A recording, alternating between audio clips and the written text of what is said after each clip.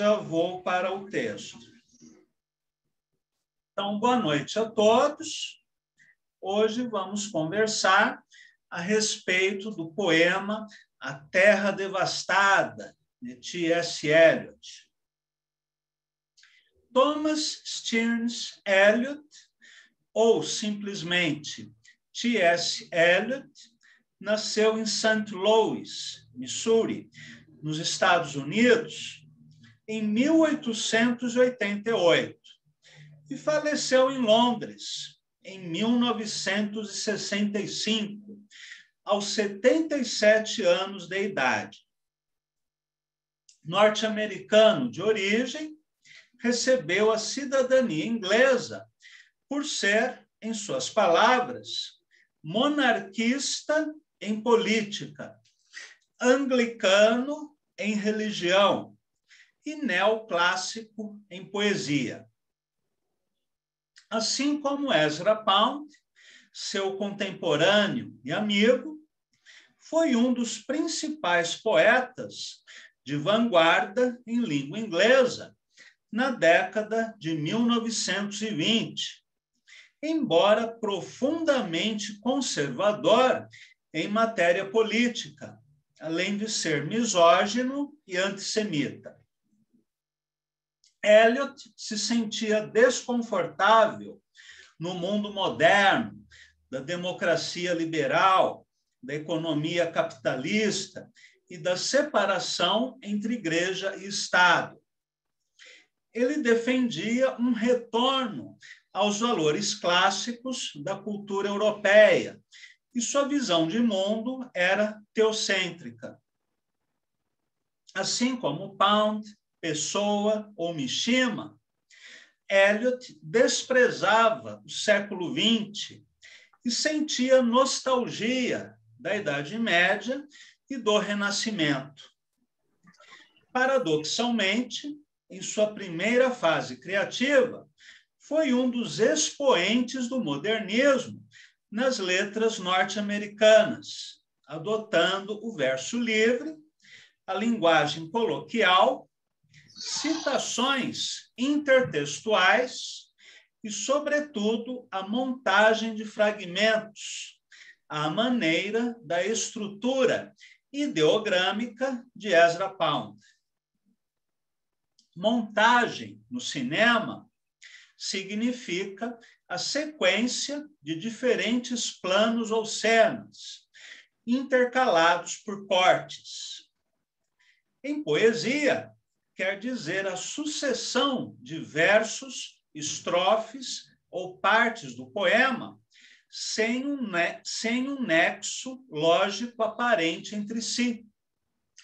Nos cantos de Pound, por exemplo, o poeta norte-americano intercala citações e episódios da Grécia clássica, da Idade Média ou da China imperial, em saltos espaciais, temporais e linguísticos.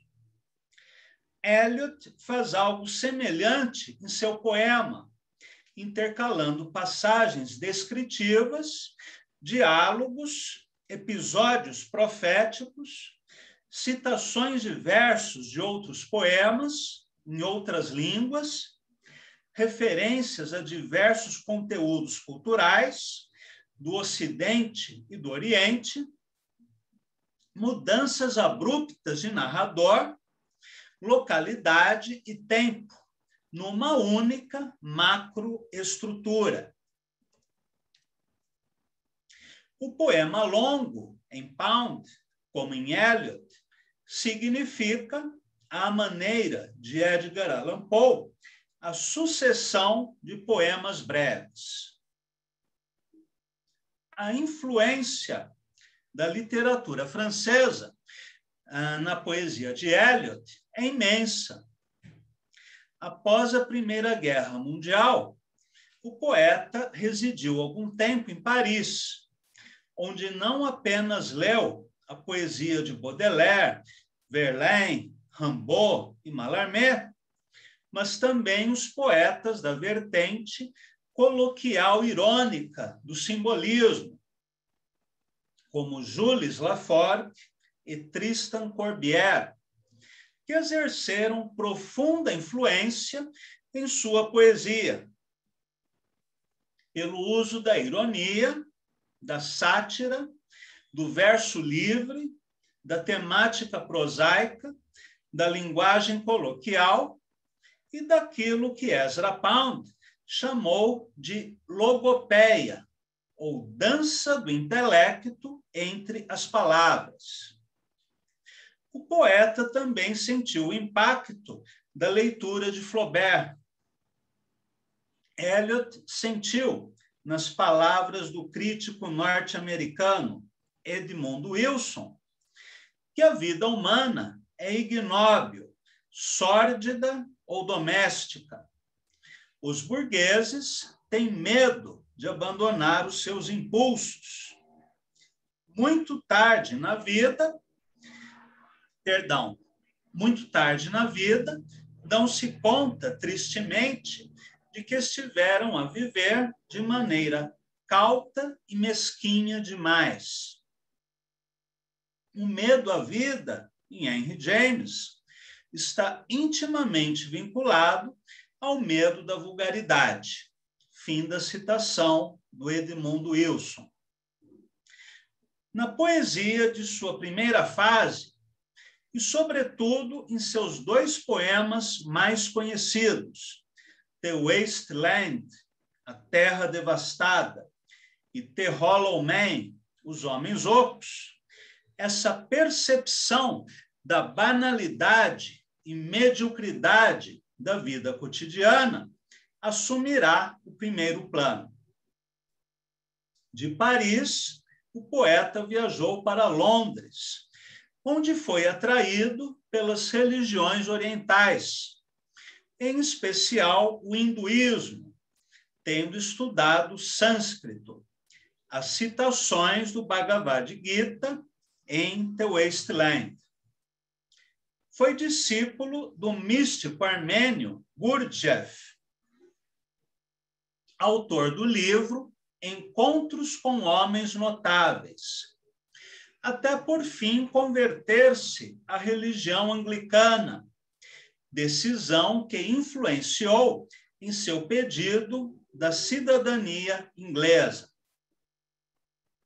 A crítica à banalidade da vida cotidiana, o desconforto em relação à modernidade, a inclinação para a espiritualidade e a cultura enciclopédica de Eliot deram origem ao poema capital do século XX, The Waste Land, publicado pela primeira vez no jornal The Criterion, em 1922, ano da Semana de Arte Moderna, em São Paulo, e também da publicação de Pauliceia Desvairada, de Mário de Andrade, Ulisses, de James Joyce, e Trilce, do peruano César Vallejo. Para escrevê-lo, Eliot tirou uma licença do Banco Lloyds, onde trabalhava, e passou um período de convalescência em Lausanne, na Suíça.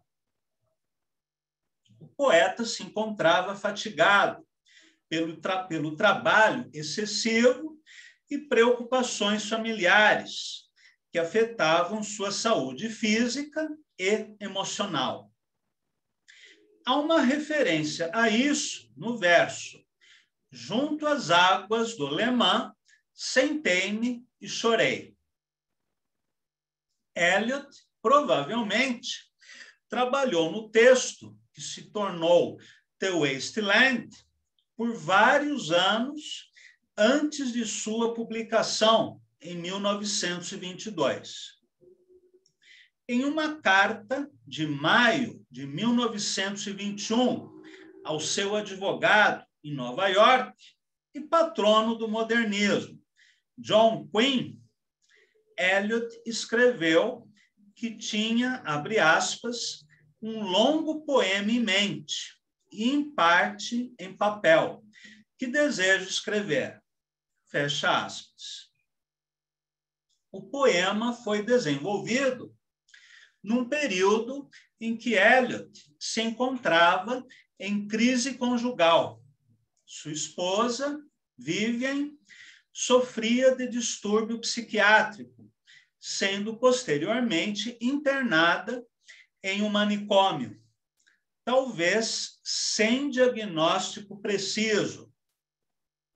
Ela sofria com menstruação pesada e irregular, que causava alterações de humor, desmaios e enxaquecas. Sua mãe dizia que a filha sofria de insanidade moral e um médico a diagnosticou como histérica, prescrevendo para ela brometo de potássio para sedá-la durante as crises.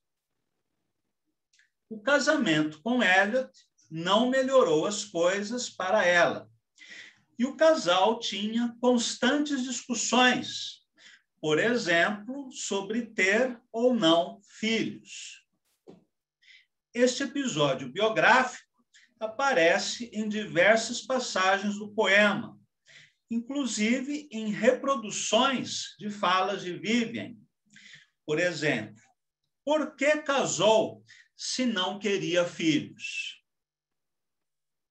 O poema de Eliot é, ao mesmo tempo, um registro pessoal e de época, revelando o desencanto do autor com a situação da Europa após os horrores da Primeira Guerra Mundial. Tema também presente no poema de Ezra Pound, Hugh Selwyn Mauberley. Neste sentido, podemos dizer que o poema é uma alegoria em que se entrecruzam a confissão autobiográfica, o desconforto com a história e ainda a dimensão metalinguística, uma vez que a linguagem adotada por Eliot é também uma crítica à linguagem poética convencional dos autores de seu tempo, assim como acontece na poesia de Jules Laforgue e de Tristan Corbière, que nós já estudamos no curso Rebeldes e Malditos. É um poema de ruptura radical com a lírica de seu tempo, que indica, já na materialidade verbal, outros caminhos possíveis para a poesia. O poema contou com a importante revisão crítica efetuada por Ezra Pound, que o leu e sugeriu diversos cortes. A parte 4, Death by Water, foi reduzida de 92 linhas para apenas 10 linhas.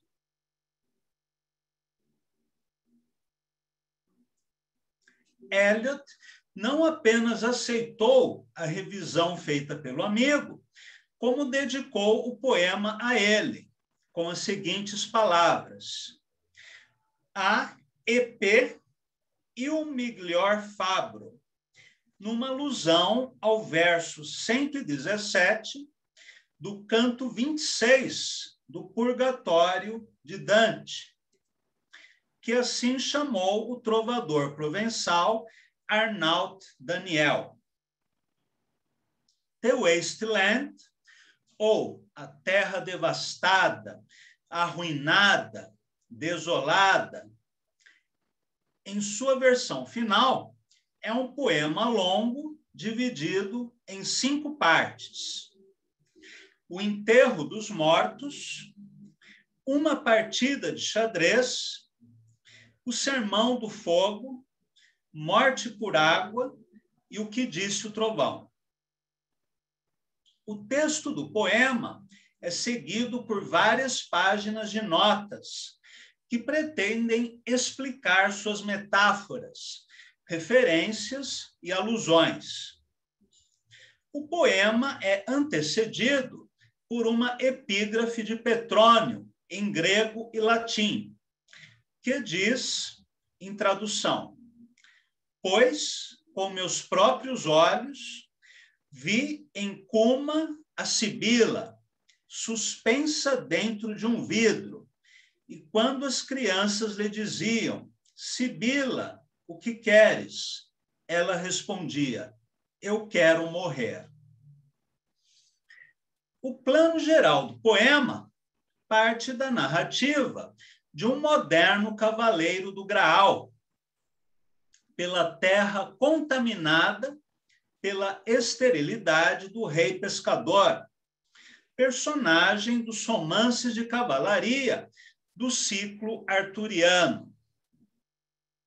Este rei era o último de uma linhagem responsável pela proteção do cálice que Cristo utilizou na Santa Ceia, mas, ferido nas pernas e nas virilhas, incapaz de se locomover por conta própria, ele se tornou impotente, e assim a própria terra se tornou estéril, já que a terra e o rei são um só, de acordo com a crença medieval. Nada mais resta ao rei senão pescar no rio próximo a seu castelo, à espera da chegada de um cavaleiro que possa curá-lo e prosseguir com a sua tarefa. Em alguns dos romances do ciclo do Graal, este cavaleiro, destinado à redenção do rei e do reino, é Parsifal, cuja saga é contada nos romances medievais de Chrétien de la Troye e Wolfram von Eschenbach. Eliot retoma o mito medieval, mesclando-o a outras referências culturais, europeias e orientais, de diferentes tempos históricos, para criar a sua nova jornada arquetípica, onde o cavaleiro, talvez o narrador do poema, não encontra, no final da saga, o cálice sagrado, mas a desolação do nada.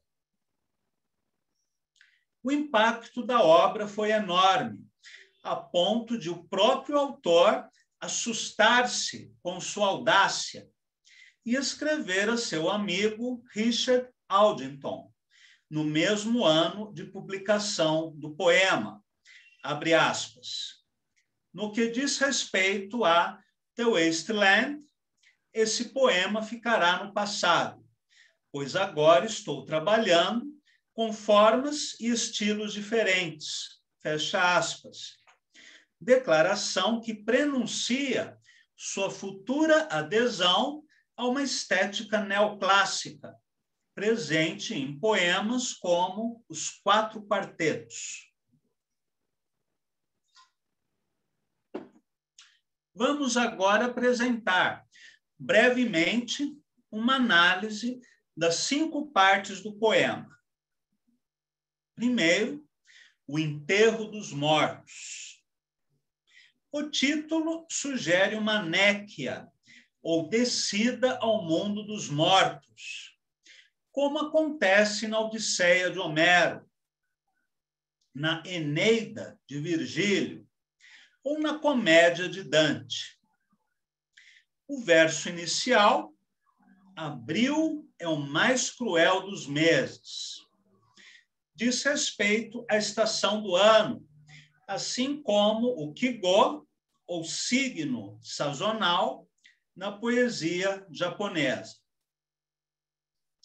Conforme Vamberto de Freitas, abre aspas, em Terra Devastada, T.S. Eliot elege o mês de abril como o mais cruel dos meses, porque é o tempo da morte presente, dando lugar ao renascimento da vida, a podridão da terra transformando-se no campo de cheiro e brilho primaveril. A semente e a flor prometendo a visão de todos os paraísos perdidos. Fecha aspas. Nesta seção do poema, encontramos imagens da natureza que representam a desolação, como agônicas raízes, lilazes da terra morta, secos tubérculos, imundície pedregosa, feixe de imagens fraturadas, pedra seca, árvores mortas. Há várias vozes narrativas no poema, femininas e masculinas, na primeira e na terceira pessoa. E a passagem de uma voz para outra não é sinalizada no poema. A dimensão espacial é múltipla, variando de Munique, um minutinho só, variando de Munique, na Alemanha, para Londres, na Inglaterra, bem como a dimensão temporal, situada, ora nos tempos da Grécia Antiga, ora na época medieval europeia, ora na era contemporânea. O tom emocional que predomina no poema é o do medo. Vou revelar-te o que é o medo, num punhado de pó, diz Eliot. Há duas personagens femininas nesta seção do poema. A menina dos Jacintos, uma lembrança do passado, e Madame Sosostres, a cartomante, além da citação da senhora Equitone. Na consulta que o consulente faz com a cartomante para saber o seu destino, o jogo de cartas aconselha-o a temer a morte por água, logo a evitar viagens marítimas. Há citações de versos de Tristão e Isolda, de Wagner, em alemão, e das Flores do Mal, de Baudelaire, em francês. Nesta última citação, o poeta se identifica com o leitor. É aquele verso bem conhecido das Flores do Mal: leitor hipócrita, meu semelhante, meu irmão. Quem leu o poema se deparou com várias citações difíceis. Vamos nomear aqui algumas delas. O Lago de Starnberg, que é um lago de tamanho importante na Baviera. É um grande lago no sudeste de Munique, na Alta Baviera.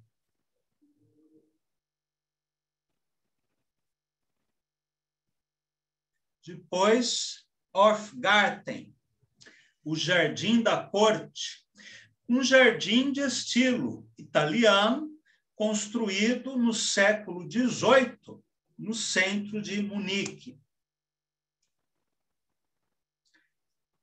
Uma frase em alemão: Bin gar kein Russin, stam aus Litauen, est Deutsch. Eu não sou russo, mas lituano, um verdadeiro alemão. Uma frase bastante irônica. Há uma citação do primeiro ato de Tristão e Isolda, de Wagner, que na tradução significa: fresco sopra o vento para casa. Meu irlandês criança, onde você está agora? E há uma outra citação de Wagner, do terceiro ato de Tristão e Isolda, que diz assim: desolado e vazio é o mar. há referências a King William Street, uma rua de Londres, núcleo histórico e moderno do centro financeiro da cidade. E também a Mary Woolnough, uma igreja anglicana construída em Londres. Millais foi o local de uma antiga batalha naval entre Cartago e Roma. Bem, na segunda seção do poema, intitulada Uma Partida de Xadrez,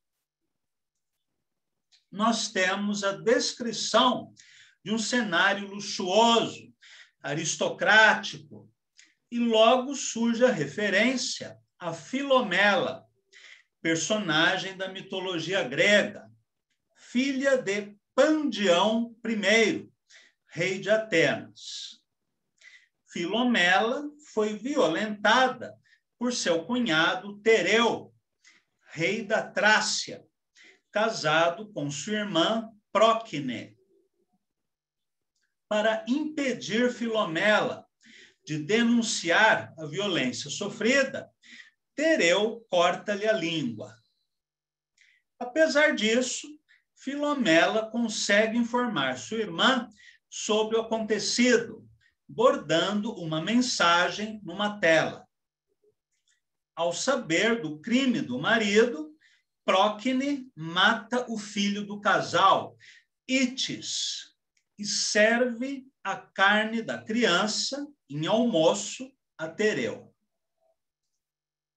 Para escapar da perseguição de Tereu, as duas irmãs pedem ajuda aos deuses, que as transformam em pássaros.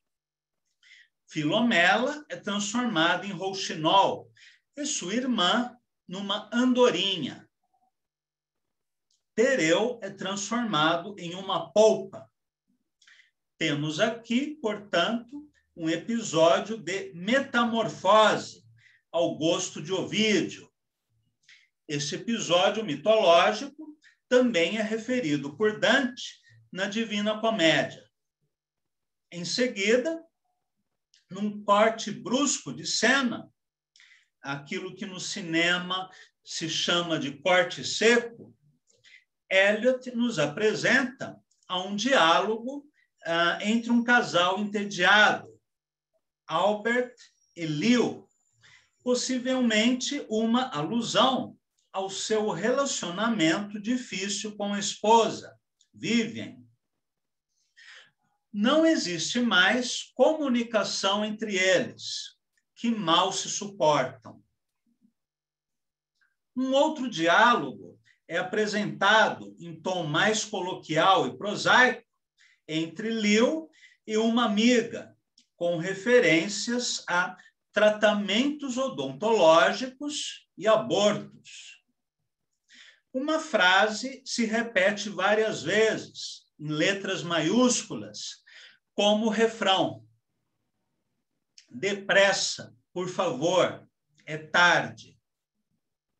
Se na primeira parte do poema houve referência ao jogo de cartas do tarô, aqui há uma referência metafórica ao jogo de xadrez. Em ambos os casos, a palavra jogo remete a ideias de divertimento lúdico, regras que devem ser seguidas pelos jogadores, um prêmio que é o objetivo do jogo, e, sobretudo, a relação entre o pensamento lógico e o acaso, que regem a vida humana.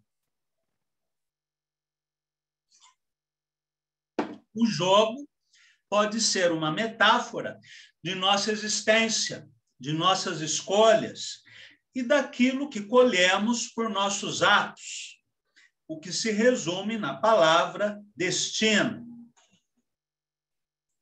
Terceira seção. O Sermão do Fogo. A terceira parte do poema é ambientada em Londres.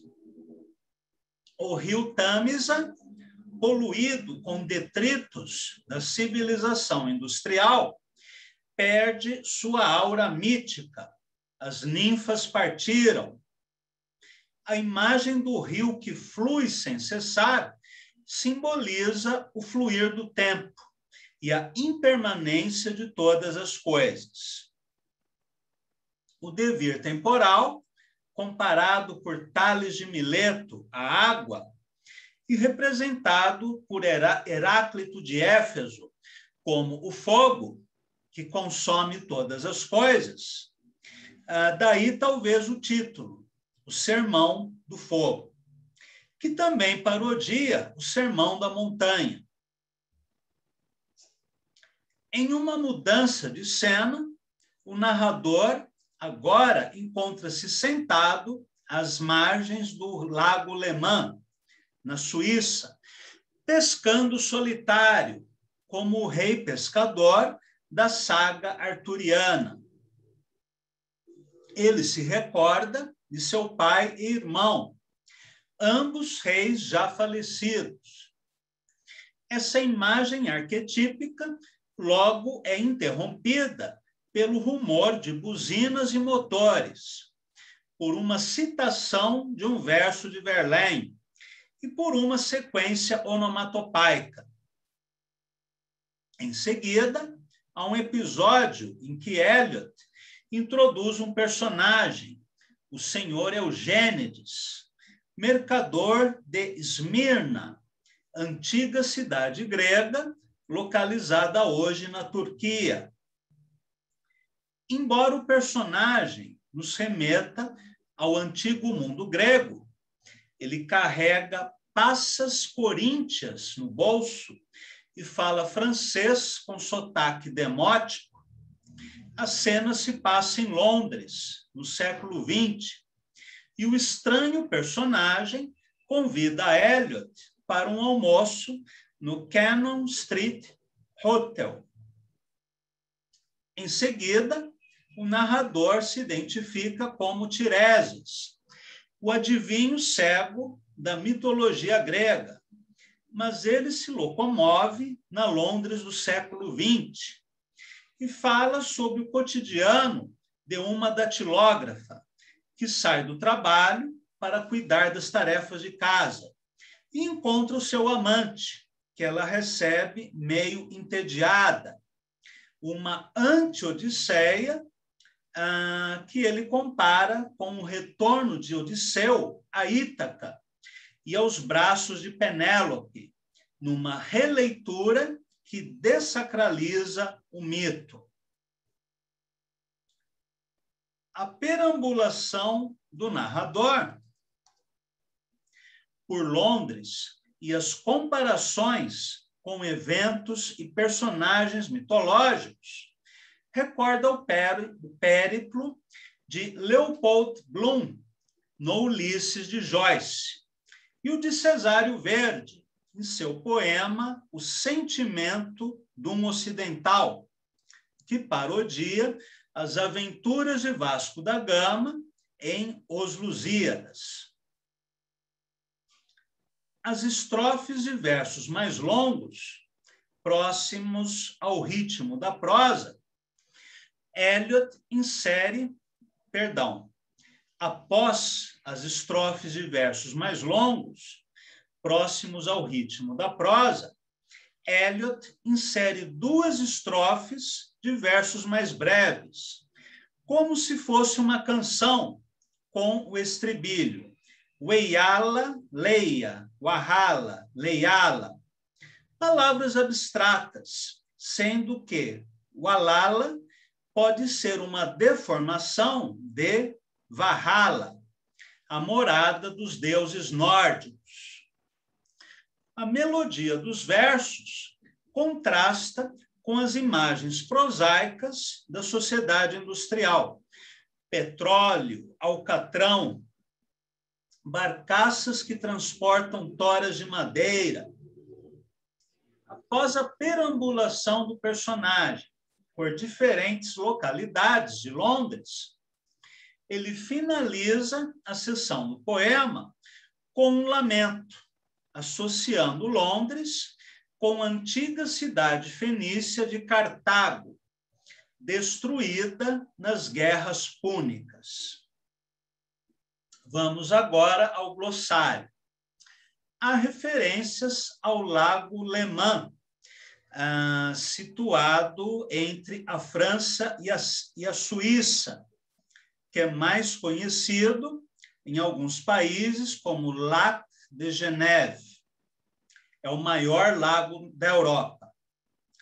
A Queen Victoria Street é uma rua em Londres, batizada em homenagem à monarca britânica, que reinou de 1837 a 1901.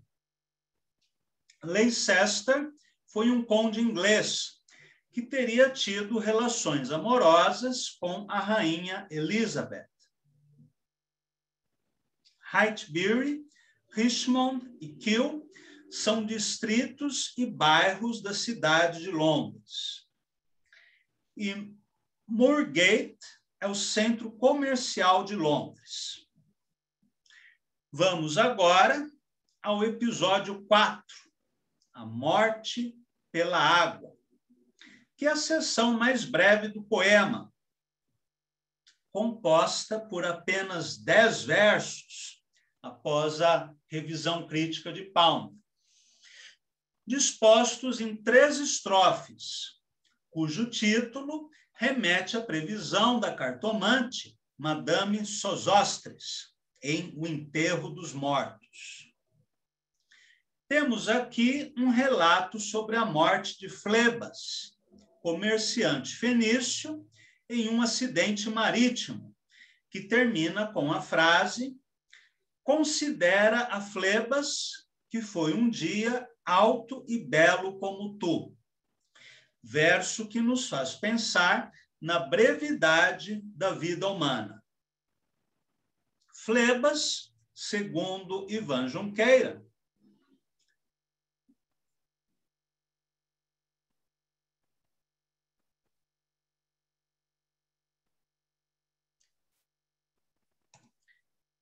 Flebas, segundo Ivan Junqueira, na obra de Weston, é dito que existia um ritual de jogar a imagem de Flebas nas águas do rio Nilo, para depois arrastá-la e recuperá-la, simbolizando a ressurreição do Deus, o fim de uma estação e a renovação da terra. A água aparece aqui pela primeira vez no poema, que tratou da terra e do fogo. O que disse o trovão? Nas primeiras estrofes desta seção do poema, do verso 331 ao 369, o poeta nos apresenta a imagem de uma montanha, na qual ele não encontra água para matar a sede. Nas estrofes seguintes, pergunta a um interlocutor não nomeado sobre a identidade de seu companheiro de viagem. Ouvem um som que não sabem definir e apresenta a imagem apocalíptica de cidades destruídas, Jerusalém, Atenas, Alexandria, citando ao lado delas as cidades contemporâneas de Londres e Viena. Uma mulher misteriosa, de cabelos longos, negros, canta numa paisagem de morcegos.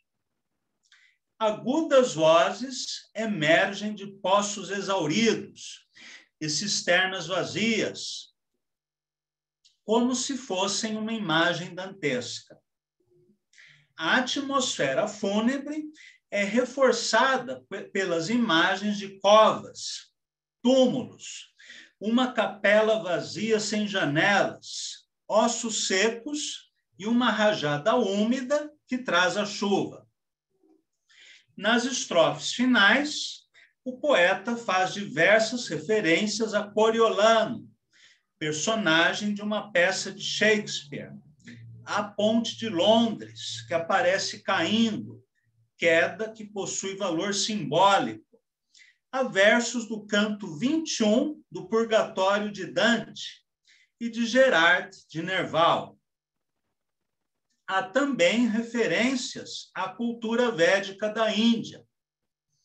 Eliot cita o rio Ganges, personificado na deusa Ganga, e Himayant, divindade das montanhas do Himalaia. Na última estrofe, reaparece também o rei pescador, nos versos: sentei-me junto às margens a pescar, deixando atrás de mim a árida planície. Mais adiante, ele diz: com fragmentos tais foi que escorei minhas ruínas.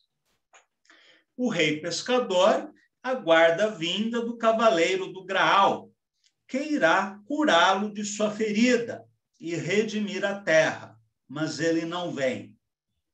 A terra permanece arruinada, desolada ou devastada. Glossário. Dayadvan, em sânscrito, significa compaixão. Data quer dizer caridade. Damyata, autocontrole. E as palavras Shanti, Shanti, Shanti são um mantra hindu, né, repetido 3 vezes, com o sentido de paz. Assim como em árabe se diz salam, em hebraico se diz shalom, em sânscrito se diz shanti. É comum nos hinos védicos haver esse verso no final de uma estrofe. Om, Shanti, Shanti, Shanti. Bem, esta é uma brevíssima apresentação de um poema extremamente complexo que merece muitas e diferentes análises e interpretações. Mas acredito que seja um guia de leitura válido para vocês se aventurarem na selva selvagem dos versos de Eliot.